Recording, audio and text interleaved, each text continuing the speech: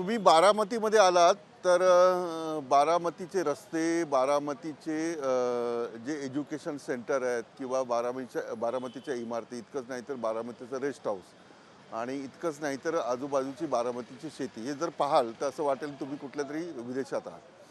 याचं कारण असं आहे की गेली अनेक वर्ष सातत्याने अजित पवार यांनी बारामतीकडे दिलेलं लक्ष. मी काल एक छोटा व्हिडिओ केला होता आणि फेसबुकवर टाकला होता. तो व्हिडिओ असा होता की बारामतीचे रस्ते हे डांबराचे आहेत, सिमेंट कॉन्क्रीटचे रस्ते मला दिसले नाहीत आणि हे 2 पदरी आणि 2 पदरी सर्व्हिस रोड आहेत. आता हे महाराष्ट्रातल्या कमी शहरांमध्ये दिसतं. म्हणजे मी मुंबईत राहतो, मुंबईमध्येही असे रस्ते जे आहेत ते सिमेंट कॉन्क्रीटचे झालेले. तुम्ही कोस्टल रोड बघा, सिमेंट कॉन्क्रीटचा आहे. आणखी कुठलाही रोड बघा, सिमेंट कॉन्क्रीटचा. पण बारामतीचा रस्ता डांबराचा आहे आणि त्यातही एक महत्त्वाचं की या रस्त्यावर खड्डेच दिसत नाहीत. म्हणजे एखाद्या कंत्राटदाराने काम केलं आणि कसं करायला पाहिजे याचं उदाहरण जर पाहायचं असेल तर बारामतीच्या रस्त्यावर तुम्ही आलं पाहिजे, फिरलं पाहिजे. आता बारामती म्हणजे अजित पवार, बारामती म्हणजे शरद पवार आणि खास करून अजित पवारांनी बारामतीकडे दिलेलं लक्ष आणि अजितदादांचा आकस्मिकरित्या झालेला मृत्यू, त्यानंतर बारामती कशी असेल, बारामतीमध्ये जो पक्ष जन्माला आला म्हणजे ज्या पक्षाचा जन्म शरद पवार यांनी दिला 1999ला, तो राष्ट्रवादी काँग्रेस पक्षाचे 2 गट झाले. त्याच्यामध्ये अजित पवारांकडे जास्त संख्या होती. त्या पक्षाचं नेतृत्व कुणाकडे असेल आणि बारामतीच्या विकासाकडे कोण लक्ष देईल या विषयावर बोलण्यासाठी माझ्यासोबत सुधीर जानू आहेत आणि ज्येष्ठ पत्रकार आहेत. अनेक वर्ष त्यांनी पत्रकारिता केली आहे. पवार परिवार, त्यातलं राजकारण, राष्ट्रवादी काँग्रेस हे सर्व त्यांना माहिती आहे. सुधीरजी, मला एक प्रश्न असा आहे की मी आता रस्त्यावर फिरलो तर सिमेंट कॉन्क्रीटचे रस्ते मला कमी दिसत आहेत आणि डांबराचे रस्ते दिसत आहेत. तर हे या रस्त्यांच्या कामाकडे किंवा इतर ज्या बांधकाम आहेत त्यांच्या कामांकडे खूप सुबक हे आहे. म्हणजे एस टी स्टँडसुद्धा बघितलं असेल तर ते इंटरनॅशनल असं वाटतं. तर बारामतीच्या विकासाकडे अजित पवार यांनी कसं लक्ष दिलं? बारामतीच्या विकासाकडं त्यांनी अतिशय जातीनं आणि सुलभतेने लक्ष दिलेलं आहे. दर शनिवारी रविवारी ते बारामती दौऱ्यावर असायचे. शरद पवार किंवा अजित पवार यांनी वेगवेगळे विकासाच्या दृष्टिकोनातनं बारामतीला कसं डेव्हलप करायचं ह्या दृष्टिकोनातनं त्यांनी प्रयत्न केलेले आहे. शरद पवारांनी सुरुवातीच्या काळामध्ये बारामतीला विकासासाठी जे काय आवश्यक बाबी असतात ते सगळ्या त्यांनी पुरवल्या केल्या आणि त्या फाउंडेशनवर अजित पवारांनी मात्र कळस चढवण्याचा प्रयत्न केला आणि तो बऱ्यापैकी त्यांनी यशस्वीपणे राबवलेला आहे. बारामतीतले रस्ते असू द्यात, बारामतीतले इमारती असू द्यात, बारामतीतले झाडे असू द्यात, बारामतीतले एस टी स्टँड असू द्या, कुठल्याही कामामध्ये त्यांनी कुठंही कसं असता कामा नये, व्यवस्थित आणि चांगलं सुसज्ज सुशोभित असं असावं या दृष्टिकोनातून त्यांनी प्राधान्य दिलं. ते सकाळी मला तेच विचारायचं की अनेक जण प्रोजेक्ट बनवतात, हां, कागदावर येतात, नंतर ते प्रत्यक्षात बनतात, पण ते टिकून राहणं हे खूप महत्त्वाचं असतं. आता इथे बघतोय की इथे नगर परिषदेच्या इमारतीसमोर खूप वर्दळ असायची, पण आज इथे खूप सुखसुखाट आणि खूप कमी लोक आहेत आणि सगळ्यांच्या चेहऱ्यावर एक वेगळी भावना आहे.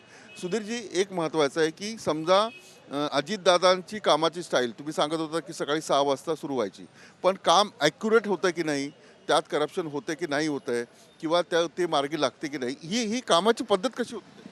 की त्यांची अतिशय चांगल्या पद्धतीचे कामाचे हे होतं पद्धत होती. ते सकाळी 6 वाजता कामाला सुरुवात करायचे. सकाळी 6ला विकास कामाची पाहणी करतानाच ते अनेक अधिकाऱ्यांना त्या संदर्भातले जे काही इंजिनियर्स असतील, त्या विकास कामाचे ठेकेदार असतील, त्या सगळ्यांना ते बोलवायचे. प्रत्यक्ष जागेवर जाऊन त्या सगळ्या विकास कामाची पाहणी करायची. त्याच्यामधले जे काही अडीअडचणी आहेत किंवा त्यांना जे खटकत होतं त्या संदर्भात ते स्पष्ट सूचना देत होते आणि त्या कामाच्या संदर्भात सुधारणा कशी अपेक्षित आहे आणि काय करणं गरजेचं आहे ह्या सगळ्या गोष्टी ते त्या वेळेला सूचना देऊन करून घेत होते आणि त्यानंतर परत त्याचा पाठपुरावा करत होते की बाबा गेल्या महिन्यामध्ये, गेल्या आठवड्यामध्ये, गेल्या 15 दिवसापूर्वी मी जे सांगितले ते व्यवस्थित झालं की नाही, स्पीड ब्रेकरच्या पासून ते रस्त्याच्या ह्याच्या फुटपाथपर्यंतचे कसे कामं केलेले आहेत ह्याचे सगळं बारकाईने ते लक्ष देत होते आणि पाहणी करत होते. अधिकाऱ्यांनी ते झापायचे सुद्धा, म्हणजे मस्ती. पण असे काही किस्से आहेत का? म्हणजे खूप खूप खूप असे काही किस्से आहेत की जे चुकीच्या पद्धतीने केले गेले, की ज्या कामामध्ये क्वालिटी कमी दिसायची, त्यांच्या कामाच्या संदर्भामध्ये सुपरियरता नव्हती. त्या सगळ्या गोष्टी ते त्यावेळी स्पष्ट सांगायचे की बाबा हे मला योग्य वाटत नाही आहे, इथं मला या पद्धतीचं असं अपेक्षित होतं, पण तसं काम झालेलं नाही आहे. आणि त्यावेळेस तिथंच त्या अधिकाऱ्यांना, त्या इंजिनियरला किंवा त्या संबंधित ठेकेदाराला सांगायचे की हे मला या पद्धतीचं क्वालिटीचं काम पाहिजेल आहे, आणि त्या पद्धतीनं ते करून घेत होते.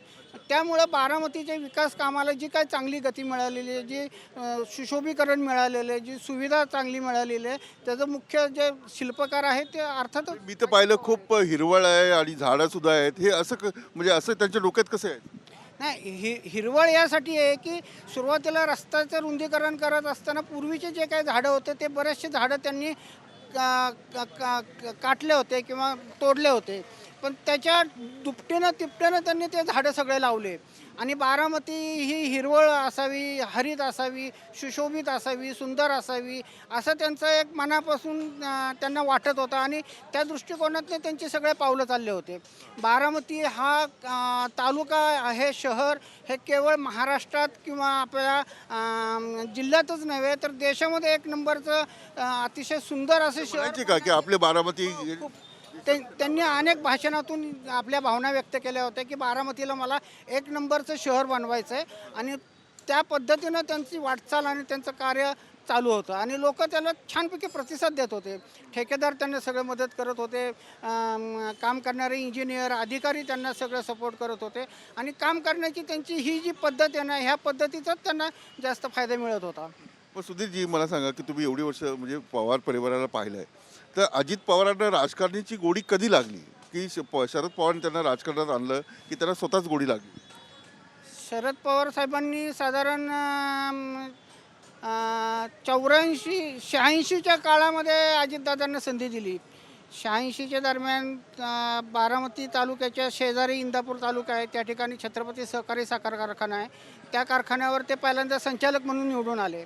त्याच्यानंतर मग PDCC बँकेवर गेले. PDCC बँकेवर ते डायरेक्टर झाले, चेअरमन झाले. साधारण 6 ते 7 वेळा ते PDCC बँकेचे चेअरमन म्हणून त्यांनी काम केलं.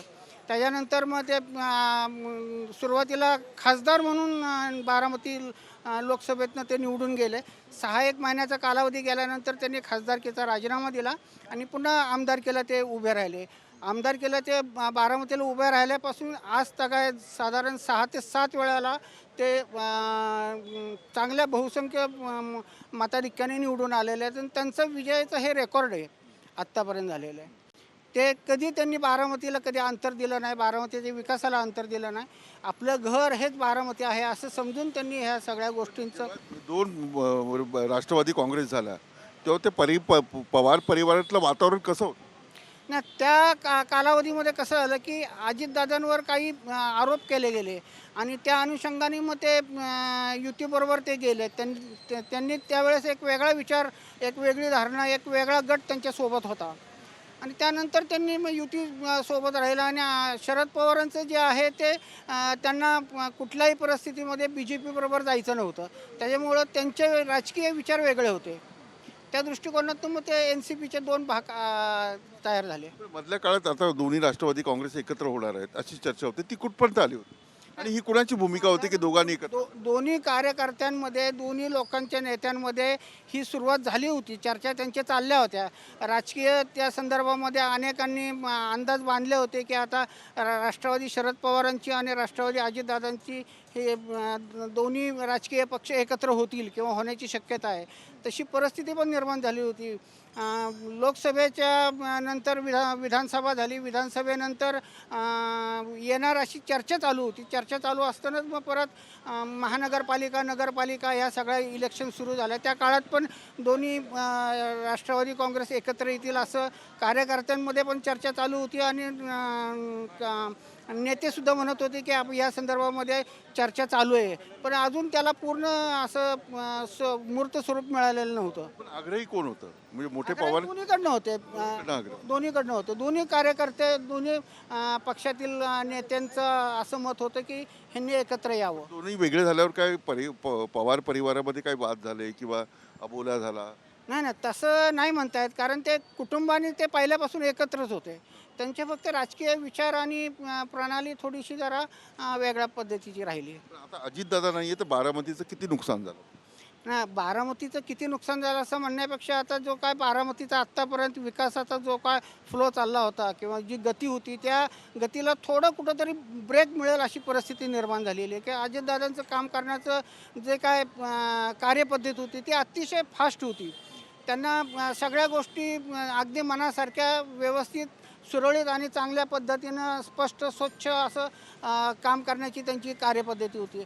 आणि आता काय होईल की त्यांच्या एवढं काम करणारं व्यक्ती आता बारामतीत म्हणण्यापेक्षा पुणे जिल्ह्यात आणि महाराष्ट्रात कुठला आमदार नाही आहे. आता वारसदार कोण मग? प्रामाणिकपणाने वारसदार कोण असेल? सुनित्रा जी असतील, रोहित असेल की सुप्रिया असतील, कोण असेल? त्यांचं वारसदार म्हणून आता तर सुनेत्रा वहिनींचं नाव पुढे येतं आहे. ह्या संदर्भामध्ये त्यांचे जे काय पक्ष आहे, पक्षातले ज्येष्ठ नेते, कार्यकर्ते आणि पदाधिकारी तो निर्णय घेतील. पण आत्ता तर सध्या सुनेत्रा वहिनींचं नाव पुढे येतं आहे अजितदादांच्या निधनानंतर. चला, खूप खूप धन्यवाद. सुधीर यांच्याशी मी बोलत होतो. आणि बारामतीसाठी अजित पवारांनी काय केलं आणि बारामती ही कशी डेव्हलप झाली आणि इथून पुढे काय होणार आहे याविषयी ते बोलत होते. मी इथेच थांबतो. Video journalist Kameshwar Vilas Athawale, news state Maharashtra, Baramati. आपके मोबाइल पर तुरंत आएगी ब्रेकिंग न्यूज। स्क्रीन पर सबसे पहले दिखेगी बड़ी खबर। देश दुनिया की हर खबर एक जगह। अब आपके मोबाइल पर तुरंत फटाफट इंस्टॉल कीजिए न्यूज नेशन ऐप और रखिए खुद को अपडेट।